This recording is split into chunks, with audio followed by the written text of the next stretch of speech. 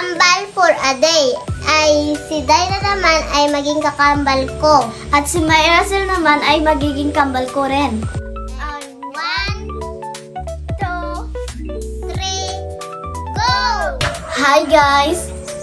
Hi guys, nakabis na pala kami. Ay tutor namin pala kayo sa kwarto namin. Let's go!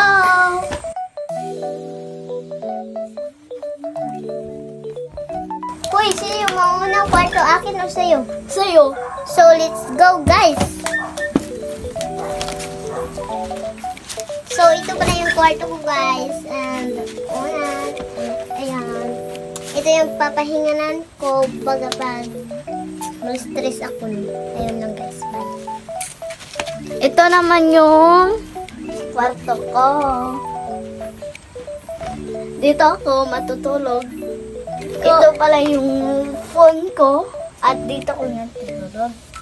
Ayun lang guys. Bye! Bye guys! Dito na pala matatapos yung aming room tour. Bye!